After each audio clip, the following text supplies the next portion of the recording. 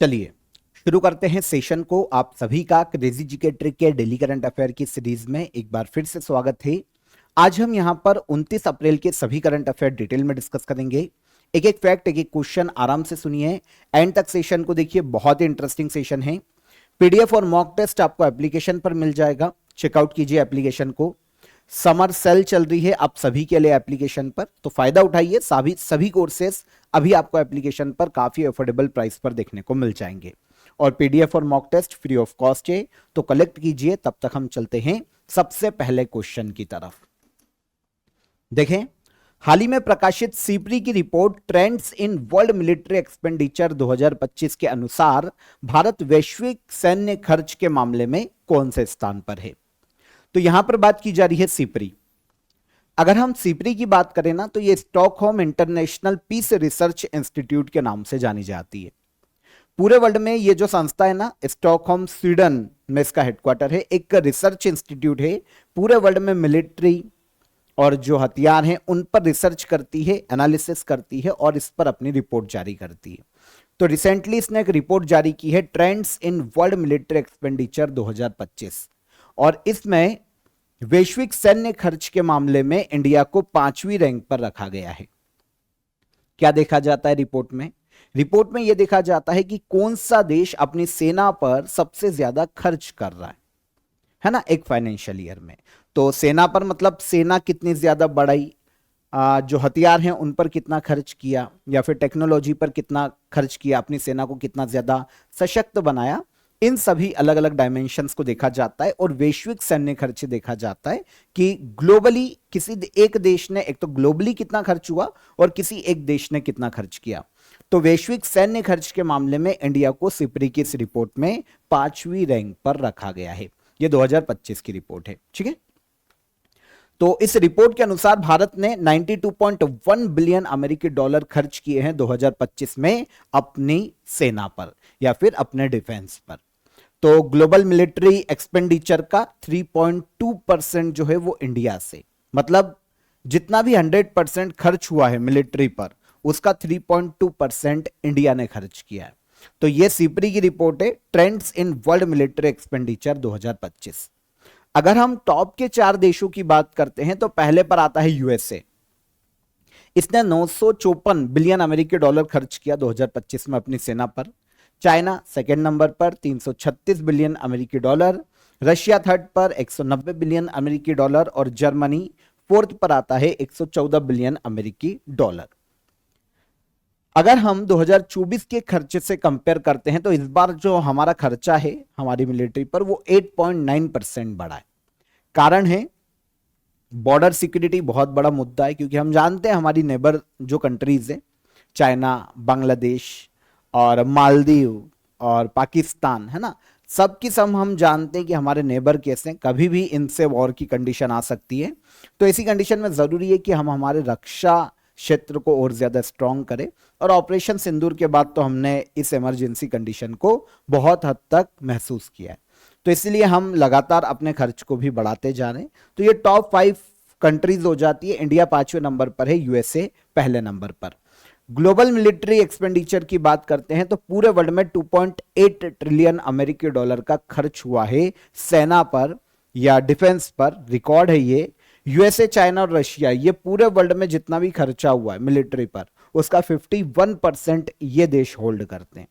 अगर हम टॉप 5 की बात करें ना, तो वर्ल्ड में 60% ग्लोबल मिलिट्री एक्सपेंडिचर जो है ना, वो 5 देशों से आता है टॉप के, जिसमें इंडिया 5वें नंबर पर है। तो ये trends in world military expenditure report है, ये सिप्री की रिपोर्ट है। ये हालांकि 1949 में शुरू की जा चुकी थी, सिप्री का गठन बाद में किया गया है। सिप्री इंटरनेशनल इंस्टीट्यूट है, आर्मी मिलिट्री रिलेटेड जो डेटा है उसको एनालिसिस करता है, रिपोर्ट जारी करता है। सिप्री की स्थापना 1966 में की गई थी। हेडक्वार्टर स्वीडन के स्टॉकहोम में देखने को मिलता है। कुछ आपको ये चीज पता होना चाहिए कि इस बार जो बजट आया था ना 2026-27 का, उसमें इंडिया का रक्षा बजट 7.85 लाख करोड़ का था। ये इंडिया का रक्षा बजट है। अभी भी दुनिया में सबसे ज्यादा, दूसरा सबसे बड़ा आर्म इंपोर्टर की बात करें तो यूक्रेन के बाद दूसरे नंबर पर हथियार खरीदने के मामले में इंडिया आता है। दूसरे नंबर पर हम सबसे बड़े आम इंपोर्टर हैं वर्ल्ड में, किसके बाद? यूक्रेन के बाद। सेकंड क्वेश्चन, हाल ही में नई दिल्ली में आयोजित 13वें सुर ज्योत्सना नेशनल म्यूजिक अवार्ड में किन दिग्गज कलाकारों को सम्मानित किया गया? तो नई दिल्ली में एक म्यूजिकल अवार्ड शो आयोजित किया गया था, 13वां सुर ज्योत्सना नेशनल म्यूजिकल या म्यूजिक अवार्ड्स। इसमें दो ऐसे म्यूजिशियन हैं जिनको सम्मानित किया गया लाइफ टाइम अचीवमेंट अवार्ड से, और ये हैं सुमित्रा गुहा और लक्ष्मण कृष्ण राव पंडित। तो आंसर हो जाएगा आंसर ए। तो 13वां सुर ज्योत्सना नेशनल म्यूजिक अवार्ड आयोजन कहां हुआ? 2026 में। तो आयोजन किया गया नई दिल्ली में। लाइफ टाइम अचीवमेंट या लाइफ टाइम कंट्रीब्यूशन के लिए सम्मानित किया गया है सुमित्रा गुहा को। ये फेमस क्लासिकल सिंगर है और ये आती है वेस्ट बंगाल से। कला के क्षेत्र में इनके योगदान के लिए या संगीत के क्षेत्र में इनके योगदान के लिए इनको पद्मश्री भी दिया जा चुका है 2010 में। सेकेंड है लक्ष्मण कृष्ण राव पंडित, सीनियर म्यूजिशियन है ये, और ये आते हैं महाराष्ट्र से। तो इन दोनों को दिया गया लाइफ टाइम कंट्रीब्यूशन के लिए अवार्ड। 13वें सुर ज्योत्सना नेशनल म्यूजिक अवार्ड में आयोजन हुआ है नई दिल्ली में। अवार्ड को समझेंगे, ये जो अवार्ड है ना, ये एक भारत की एक बहुत ही फेमस एक कल्चरल पैट्रन और एक समाज सेवी थी जिनका नाम है ज्योत्सना दर्डा। इनकी स्मृति में शुरू किया गया था 2014 में। 2014 में इनकी जो फर्स्ट डेथ एनिवर्सरी थी तब ये शुरू किया गया था। और संगीत के क्षेत्र में दिया जाता है। इंडियन क्लासिकल म्यूजिक को संरक्षित करने के लिए, यंग जो टैलेंट है उनको प्रमोट करने के लिए यह म्यूजिकल अवार्ड आयोजित किया जाता है लोकमत मीडिया ग्रुप के द्वारा, है ना। तो लोकमत मीडिया ग्रुप ये नेशनल लेवल के म्यूजिक अवार्ड को आयोजित करवाता है। उद्देश्य वही है, भारत के जो म्यूजिशियन है उनको सम्मानित करना। अब देखिए यहां पर लोकमत मीडिया ग्रुप की बात करें तो ये एक मल्टी प्लेटफॉर्म मीडिया ग्रुप है, सारे सेक्टर में काम करता है मीडिया से रिलेटेड, जैसे पब्लिशिंग, डिजिटल, टीवी, अलग अलग सेक्टर में। 1971 में इसकी स्थापना हुई थी और इसका हेडक्वार्टर नागपुर में देखने को मिलता है। यही ग्रुप आयोजित करता है इस अवार्ड फंक्शन को जिसका नाम है लोकमत सुर ज्योत्सना नेशनल म्यूजिक अवार्ड। इस बार 13वां एडिशन इसका आयोजित किया गया नई दिल्ली में। समर सेल के बारे में मैं आपको सभी बता ही चुका हूं। आप सभी के लिए अभी तक का सबसे ज्यादा लोएस्ट प्राइस देखने को मिलेगा सारे कोर्सेज पर। एप्लीकेशन को चेकआउट कीजिए क्योंकि फ्री पीडीएफ आपको काफी सारी वहां पर मिल जाएगी और सारे कोर्सेज आपको मिल जाएंगे हर एग्जाम के लिए। तो एक बार चेकआउट कीजिए। आज के सेशन की पीडीएफ और मॉक टेस्ट भी आपको एप्लीकेशन पर ही मिलेगा, तो आप एप्लीकेशन को चेकआउट कीजिए। हेल्पलाइन नंबर है आप सभी के लिए, कोई भी आपका डाउट आता है तो आप हेल्पलाइन नंबर पर कॉल कर सकते हैं। आगे, किस राज्य ने अपनी स्थापना के 50 वर्ष पूरे होने के उपलक्ष्य में स्वर्ण जयंती समारोह का आयोजन किया है? तो वो राज्य जिसने अपने 50 वर्ष स्थापना के 50 वर्ष पूरे होने के उपलक्ष्य में स्वर्ण जयंती समारोह का आयोजन किया, यह राज्य है भारत का सिक्किम राज्य। अभी क्या हुआ है कि साल भर यह स्वर्ण जयंती समारोह आयोजित हुआ था और अभी इसका समापन किया गया। भारत के पीएम नरेंद्र मोदी ने 27-28 अप्रैल को सिक्किम के स्वर्ण जयंती समारोह के समापन प्रोग्राम में पार्टिसिपेट किया है। 50 साल पूरे हो गए हैं सिक्किम के स्थापना दिवस के। तो गंगटोक के पलजोर स्टेडियम में यह आयोजन किया गया था समापन समारोह का। यहां पर भारत के पीएम ने 4000 करोड़ से अधिक की परियोजनाओं का शिलान्यास किया है। अब देखिए यहां पर सिक्किम को स्पेशली अगर हम समझें, अगर हम हिस्ट्री देखते हैं सिक्किम के गठन की, तो 50 साल कंप्लीट हुए हैं, स्वर्ण जयंती समारोह इन्होंने मनाए हैं। सिक्किम की जो स्थापना है ना, ये 16 मई 1975 को की गई थी। ओके, तो ये 16 मई को ही इसका स्थापना दिवस है, पर समापन समारोह अभी आयोजित किया गया। ये साल भर से चल रहा है प्रोग्राम, ठीक है। तो इस बार ये 50वां स्थापना दिवस कंप्लीट हो जाएगा सिक्किम का। 16 मई 1975 को इंडिया का 22वां राज्य बना था सिक्किम।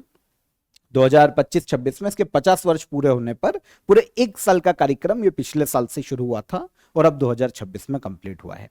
देखिए सिक्किम की बेसिक डिटेल अगर हम देखते हैं ना, तो अंग्रेजों के शासन काल में थोड़ा सा हमको सिक्किम के बारे में पता चलता है।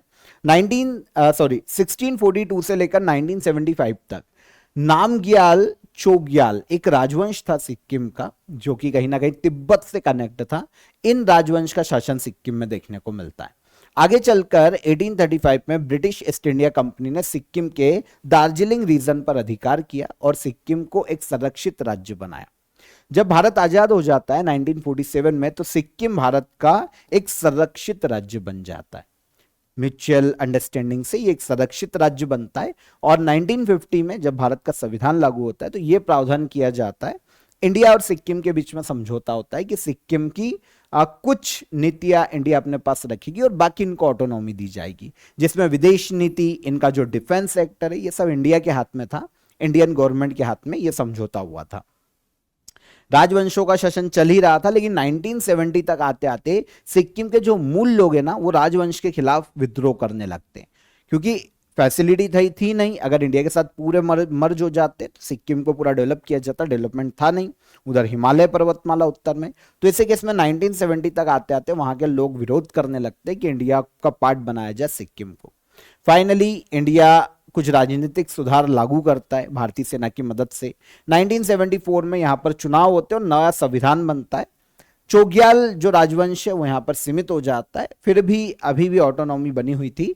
तब 35 संविधान संशोधन, क्योंकि जनमत संग्रह जब होता है ना यहां पर, तो 97.5% लोग बोलते हैं कि हमको इंडिया में मिलना है 1975 में।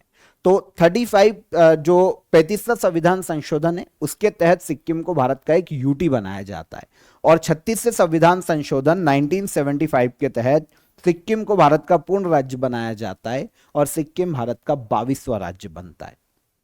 तो 16 मई 1975 ये स्थापना दिवस है सिक्किम का, तो 16 मई को सिक्किम का स्थापना दिवस है, ये भी याद रखिएगा। ठीक है, आगे मनाया जाएगा इसका जो अभी ईयरली जो समारोह चल रहा था, स्वर्ण जयंती समारोह, वो अभी खत्म हुआ है, तो हमने इसकी अभी बात की है। तो 36वें संविधान संशोधन एक्ट 1975 के तहत सिक्किम भारत का राज्य बनता है, 22वां। सिक्किम की कैपिटल है गंगटोक। ओम प्रकाश माथुर यहाँ के गवर्नर हैं और सीएम के पद पर हैं प्रेम सिंह तमांग। ऑर्गेनिक फार्मिंग के लिए सिक्किम पूरे वर्ल्ड में जाना जाता है और एक नेशनल पार्क बहुत फेमस है जिसका नाम है कंचनजंगा नेशनल पार्क, यह भी सिक्किम में देखने को मिलता है। आंध्र प्रदेश के किस शहर में गूगल के भारत में सबसे बड़े एआई डेटा सेंटर क्लस्टर की आधारशिला रखी गई है? तो आंध्र प्रदेश का वो शहर जहां पर गूगल के भारत में सबसे बड़े एआई डेटा सेंटर क्लस्टर की आधारशिला रखी गई, ये है आंध्र प्रदेश का विशाखापट्टनम। ओके, आंध्र प्रदेश का विशाखापट्टनम। इंद्र चंद्रबाबू, जो एन चंद्रबाबू नायडू है आंध्र प्रदेश के सीएम, इन्होंने आंध्र प्रदेश के विशाखापट्टनम में इस एआई डेटा सेंटर क्लस्टर की आधारशिला रखी है। इंडिया में गूगल का यह सबसे बड़ा एआई डेटा सेंटर क्लस्टर है। डेटा सेंटर क्या होते हैं? जहां पर क्या होता है कि जितनी भी कंपनीज है ना, गूगल हो गई, फेसबुक हो गई, व्हाट्सअप या फिर हम इंस्टाग्राम ले लें, इन सब का एक डेटा होता है। जो भी हम फाइल अपलोड करते, जो भी इमेज अपलोड करते, वीडियो अपलोड करते, वो क्या डेटा है। अब इन सब को अब लाखों करोड़ों अरबों फाइल रोज की फेसबुक पर, इंस्टाग्राम पर अपलोड की जाती है, चाहे वो इमेजेस फॉर्म में हो, चाहे वो वीडियो फॉर्म में हो, ऑडियो फॉर्म में हो। अब ये क्या है ना, ये जो एक फाइल है इसको कहा जाता है डेटा। अब इसको रखने के लिए डेटा सेंटर की जरूरत पड़ती है। जो डेटा सेंटर होता है ना, उसमें क्या होता है, सर्वर होते हैं, जीपीयू है ना, कूलिंग सिस्टम होते हैं, स्टोरेज होते हैं, नेटवर्किंग होती है। तो ये फाइल को सेव करने के लिए, डेटा को रखने के लिए डेटा सेंटर बनाए जाते हैं। अब ये एआई डेटा सेंटर क्लस्टर है गूगल का इंडिया में सबसे बड़ा, जो कि आंध्र प्रदेश के विशाखापट्टनम में बनाया जा रहा है। गूगल और अडानी कॉनेक्स, ये संयुक्त रूप से दोनों के सहयोग से बन रहा है, पर ये गूगल का है, जिसका एरिया है ऑलमोस्ट 601 एकड़ में ये फैला हुआ है और इसकी कैपेसिटी है 1 गीगावाट की। यहां पर हम इलेक्ट्रिसिटी की कैपेसिटी की बात करते हैं ना, तो इसका मतलब होता है डेटा सेंटर 1 गीगावाट तक की बिजली कंज्यूम कर सकता है। हजारों जीपीयू सर्वर चलते हैं, है ना, कूलिंग सिस्टम, स्टोरेज, नेटवर्किंग, सब जो पावर से चलते हैं। तो 1 गीगावाट कैपेसिटी वाला ये डेटा सेंटर है जो कि स्थापित किया जा रहा है विशाखापट्टनम में। वैसे रिलायंस इंडस्ट्री भी इसी शहर में 1.5 गीगावाट के एक डेटा सेंटर क्लस्टर बनाने की घोषणा कर चुकी है। तो 1.5 गीगावाट कैपेसिटी वाला एक एआई डेटा सेंटर बनेगा आंध्र प्रदेश के विशाखापट्टनम में, रिलायंस इंडस्ट्री का। इसकी कॉस्ट आएगी लगभग 1.6 लाख करोड़ रुपए की। यह निवेश यहां पर किया जाएगा। तो गूगल के 1 गीगावाट प्रोजेक्ट से बड़ा है और 3 फेज में बनेगा रिलायंस इंडस्ट्री का डेटा सेंटर। हालांकि हमारा क्वेश्चन गूगल के पहले डेटा सेंटर से, तो ये एआई डेटा सेंटर क्लस्टर कहां बनाया जा रहा है? आंध्र प्रदेश के विशाखापट्टनम में। डब्ल्यूएचओ ने नवजात शिशुओं के लिए किस पहली मलेरिया रोधी दवा को प्री क्वालिफिकेशन मंजूरी दी है? देखिए क्या होता है, अगर डब्ल्यूएचओ किसी भी वैक्सीन को प्री क्वालिफिकेशन मंजूरी देता है, इसका मतलब यह है कि डब्ल्यूएचओ ने उसे अप्रूव कर दिया कि अब जैसे मलेरिया की दवा, मेडिसिन, वैक्सीन, इसको अगर इसने सर्टिफिकेशन दिया, इसका मतलब यह है कि वर्ल्ड के जितने भी देश हैं जो कि यूएनओ के मेंबर है या डब्ल्यूएचओ के मेंबर है, वो आंख बंद करके इस दवाई का यूज कर सकते हैं बीमारी के खिलाफ, जिस भी बीमारी के खिलाफ वो दवाई बनाई गई है। ना तो टेस्टिंग करना है, ना लैब में टेस्ट करने की जरूरत है कि भाई ये कहीं साइड इफेक्ट ना कर जाए, कुछ और ना हो जाए, लोग मर ना जाए, तो कोई टेस्टिंग नहीं करना, डब्ल्यूएचओ ने अप्रूव कर दिया, मतलब वर्ल्ड में ये मान्यता प्राप्त है। तो अभी डब्ल्यूएचओ ने नवजात शिशु के लिए एक पहली मलेरिया रोधी दवा को प्री क्वालिफिकेशन सर्टिफिकेट दिया है, ये है आर्टमेदर ल्यूमेफेंट्रिन, है ना। तो ये आर्टमेदर ल्यूमेफेंट्रिन जो न्यूबॉर्न बेबी है उनके लिए मलेरिया की ये दवाई बनाई गई है। अभी तक क्या होता था कि जो बच्चे हैं ना, छोटे न्यूबॉर्न, उनको भी वो दवाई दी जाती थी जो कि वयस्कों के लिए बनी हुई है। जो बड़े बच्चों की दवाई दी जाती थी, बड़ों के लिए बनाई गई है। इससे क्या बच्चों में टॉक्सिसिटी या फिर ओवरडोज होने की संभावना बढ़ जाती थी, कुछ खतरा भी हो सकता है, साइड इफेक्ट हो सकते हैं। तो अब न्यूबॉर्न जो 2 से 5 किलो के बच्चे हैं, उनके लिए इस वैक्सीन को विकसित किया गया है। तो आर्टमेदर ल्यूमेफेंट्रिन इस वैक्सीन का नाम है। डब्ल्यूएचओ ने हाल ही में इसे मान्यता प्रदान की है, अप्रूवल दिया है। अगर हम मलेरिया की बात करते हैं तो हमने कुछ सेशंस पहले इसको डिस्कस किया था, क्योंकि 25 अप्रैल को वर्ल्ड मलेरिया डे ऑब्जर्व किया जाता है। वर्ल्ड मलेरिया डे कब मनाया जाता है? 25 अप्रैल को। 2026 में driven to end malaria, now we can, now we trust, ये थीम रखी गई है वर्ल्ड मलेरिया डे की। डेटा 2024 का अगर हम मलेरिया डिसीज का देखें ना, तो ये कहता है कि पूरे वर्ल्ड में 282 मिलियन केसेस आए थे 2024 में। 6,10,000 लोगों की डेथ हुई थी मलेरिया के कारण। ओके, 2023 से भी काफी ज्यादा थी। और सबसे अधिक प्रभाव जो मलेरिया का देखने को मिला है वो अफ्रीकी देशों में देखने को मिला है। 95% जो मलेरिया के केस 2024 में रजिस्टर किए गए वो अफ्रीका कॉन्टिनेंट के देशों में देखने को मिले। देखिए क्या होता है, मलेरिया डिसीज जो है ना, वो मादा एनोफिलीज मच्छर के कारण फैलता है। अब मच्छर के कारण कहां पे होते हैं मच्छर? जहां गंदगी होती है। अब अफ्रीकी जो देश है ना, वो काफी पिछड़े हुए हैं, तो मलेरिया के 95% केसेस यहां पर देखने को मिलते हैं। और 75% जो डेथ है ना मलेरिया की, वो 5 वर्ष से कम उम्र के बच्चों में देखने को मिलती है। तो संक्रमित मच्छर प्लाज्मोडियम परजीवी से फैलता है ये, और इसका वाहक होता है मच्छर, ठीक है ना। एक फीमेल एनोफिलीज के काटने से ये फैलता है, मच्छर के काटने से फैलता है, और काफी डेथ होती है। तो इसके लिए अवेयरनेस के लिए वर्ल्ड मलेरिया डे 25 अप्रैल को मनाया जाता है। स्वास्थ्य मंत्रालय द्वारा अग्नि सुरक्षा सप्ताह 2026 का आयोजन कब किया जाएगा? तो हमारी जो हेल्थ मिनिस्ट्री है उसके द्वारा फायर सेफ्टी वीक 2026 का जो आयोजन है वो 4 से लेकर 10 मई तक किया जाएगा। रिसेंटली इसको अनाउंस किया गया है कि 4 से लेकर 10 मई तक इसका आयोजन किया जाएगा। हेल्थ मिनिस्ट्री के अलावा मिनिस्ट्री ऑफ होम अफेयर के जो फायर सर्विस है, सिविल डिफेंस है, directorate general of home guards है, इनके कंट्रीब्यूशन से कोऑर्डिनेशन से आयोजित किया जाएगा 4 से लेकर 10 मई तक फायर सेफ्टी वीक को। तो हर साल ये अप्रैल में आयोजित किया जाता है, इस बार मई के फर्स्ट वीक में नॉर्मली आयोजित किया जाएगा 4 मई से लेकर 10 मई तक, ठीक है। ऑब्जेक्टिव क्या है? फायर इंसिडेंट को रोकना, इमरजेंसी में क्विक रिस्पॉन्स करना सुनिश्चित करना, और इसके लिए मॉक ड्रिल करना, ये इसका उद्देश्य है। तो होम मिनिस्ट्री और हेल्थ मिनिस्ट्री की पहल है। अगर हम union minister of health and family welfare की बात करें तो ये जगत प्रकाश नड्डा या जेपी नड्डा हैं वर्तमान में। लद्दाख के उपराज्यपाल ने केंद्र शासित प्रदेश में कितने नए जिलों के निर्माण को मंजूरी प्रदान की है? तो लद्दाख के लेफ्टिनेंट गवर्नर है कौन? विनय कुमार सक्सेना। इन्होंने लद्दाख में 5 नए जिलों के गठन को हाल ही में मंजूरी प्रदान की। अभी तक लद्दाख में केवल 2 जिले थे, लेह और कारगिल। तो क्या होता है कि एडमिनिस्ट्रेशन में काफी दिक्कत आती है, बड़े बड़े जिले होते हैं, फोर्स कम होता है, एडमिनिस्ट्रेशन के लिए जो बॉडी होती है वो कम होती है। तो ऐसी कंडीशन में लद्दाख के जो उपराज्यपाल है विनय कुमार सक्सेना, इन्होंने हाल ही में 5 नए जिलों के गठन को मंजूरी दी है लद्दाख में।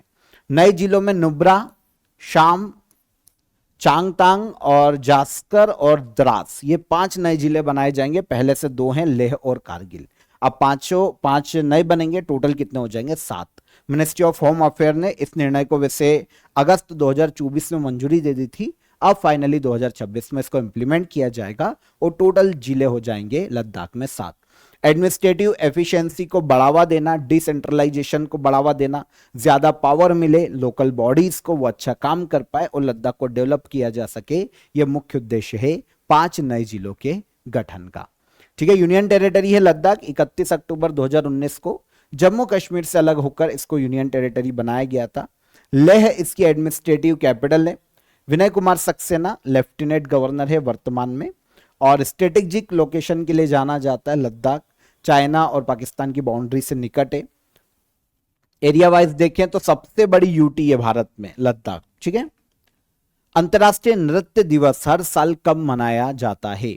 इंटरनेशनल डांस डे, ये जो डे है हर साल 29 अप्रैल को मनाया जाता है। 29 अप्रैल को ये डे मनाया जाता है। 1982 में यूनेस्को के इंटरनेशनल थिएटर इंस्टीट्यूट के द्वारा इसकी शुरुआत की गई थी, ताकि पूरे वर्ल्ड में डांस के प्रति लोगों को अवेयर किया जा सके, और जो कल्चर है हर देश का, जहां पर स्पेशली जो लोक नृत्य होते हैं, जो डांस होते हैं, किसी भी कम्युनिटी से रिलेटेड, किसी भी बोल सकते हैं संस्कृति से रिलेटेड, उन्हें प्रोटेक्ट किया जा सके, उन्हें संरक्षित किया जा सके और पूरे वर्ल्ड का ध्यान इसकी ओर आकर्षित किया जा सके। यह उद्देश्य इंटरनेशनल डांस डे को मनाए जाने का 29 अप्रैल को यह डे मनाया जाता है। 29 अप्रैल को फ्रांस के एक बहुत ही फेमस डांसर थे जिनका नाम है जिन जॉर्जस नोवेरी, इनका जन्म दिवस के रूप में मनाया जाता है। तो जिन है ना,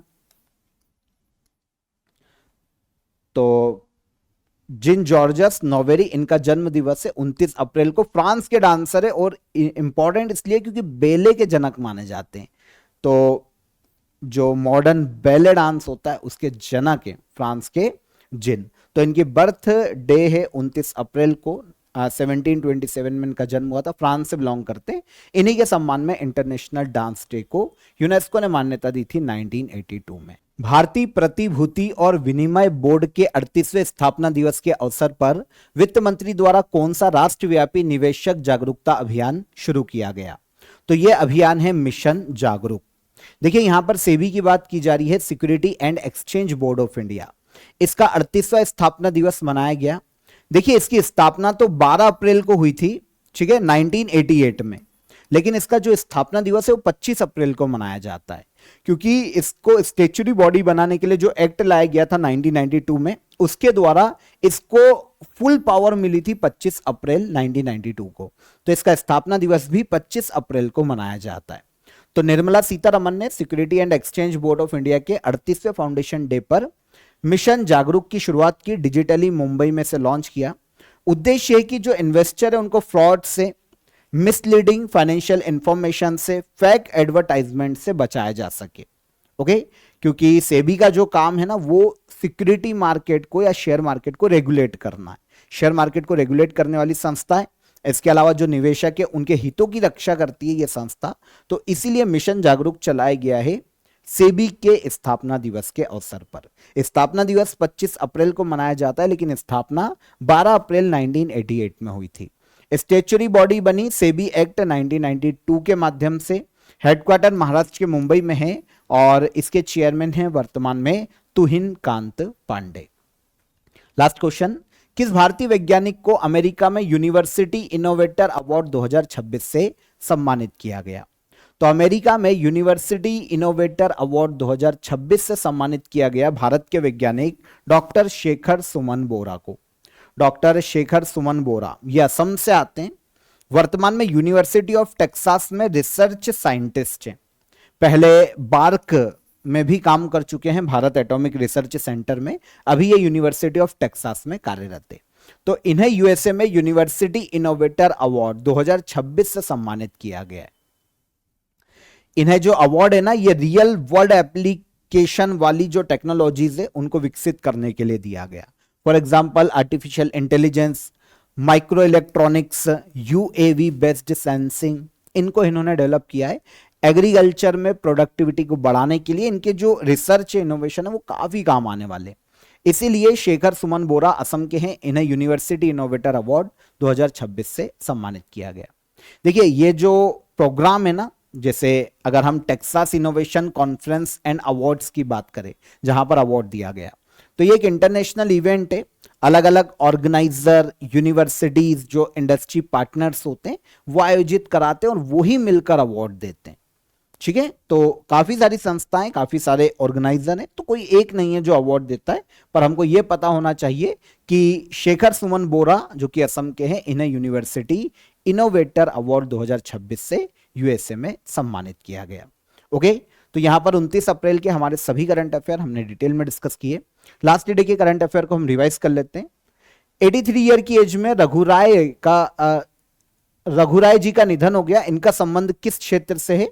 तो इनका संबंध है फोटोग्राफी से। केंद्र सरकार के वाइब्रेंट विलेज प्रोग्राम सेकंड के तहत हाल ही में जम्मू कश्मीर के किस जिले के 6 सीमावर्ती गांवों को शामिल किया गया? तो यह है कठुआ। नीति आयोग के नए उपाध्यक्ष के रूप में किसे नियुक्त किया गया? अशोक कुमार लाहिड़ी। काहिरा में आयोजित ISSF जूनियर वर्ल्ड कप 2026 की पदक तालिका में किस देश ने शीर्ष स्थान प्राप्त किया? तो यह है इंडिया। शंघाई सहयोग संगठन के रक्षा मंत्रियों की बैठक अप्रैल 2026 में बिश्केक में आयोजित की गई। याद रखिएगा, यह पूछा जा सकता है कि कहां आयोजित की गई। ठीक है, आगे global report on food crisis 2026 के अनुसार पाकिस्तान को अत्यधिक भूख का सामना करने वाले शीर्ष कितने देशों की सूची में शामिल किया गया? तो यह है टॉप 10 कंट्रीज। गुंटूर नगर निगम को किस संस्था द्वारा वीना में चौथा जेंडर इक्वलिटी मोबिलाइजेशन अवार्ड दिया गया? तो यह यूनिडो के द्वारा दिया गया है। लंदन मैराथन 2026 में 2 घंटे से कम समय में मैराथन पूरी करके इतिहास रचने वाले एथलीट कौन बने? तो यह है सेबेस्टियन सावे। दुनिया भर में विश्व टेपिर दिवस कब मनाया जाता है? तो विश्व टेपिर डे मनाया जाता है पूरे वर्ल्ड में 27 अप्रैल को। भारत और न्यूजीलैंड के बीच हस्ताक्षरित मुक्त व्यापार समझौते के तहत भारतीय निर्यातकों को न्यूजीलैंड के बाजार में कितने प्रतिशत शुल्क मुक्त पहुंच प्रदान होगी? तो 100%। ठीक है, ये सारे करंट अफेयर कल के सेशन के हमारे रिवाइज हो गए। क्वेश्चन ऑफ द डे का आंसर, क्रिश्चियन स्टॉकर ये ऑस्ट्रिया के चांसलर बने। राष्ट्रीय हल्दी बोर्ड का हेडक्वार्टर है तेलंगाना में। डोंगरी भाषा के लिए साहित्य अकादमी अवार्ड 2024 दिया गया चमन अरोड़ा को। ये तीनों क्वेश्चन के हमारे आंसर। अब आज के क्वेश्चन ऑफ द डे, किस भारतीय खिलाड़ी को Wisden leading women's cricketer in the world का खिताब दिया गया? वित्त वर्ष 2025-26 में भारत वैश्विक स्तर पर पेटेंट दाखिल करने के मामले में विश्व में किस स्थान पर है? और वर्ष 2026 का लता दीनानाथ मंगेशकर पुरस्कार किसे प्रदान किया गया? तीनों क्वेश्चन के आंसर कमेंट बॉक्स में कीजिए। सेशन पसंद आया हो तो लाइक और शेयर करके ही जाइएगा। ओके, हम कल फिर मुलाकात करेंगे नेक्स्ट डे के करंट अफेयर में। तब तक अपना ख्याल रखिएगा। जय हिंद, जय भारत।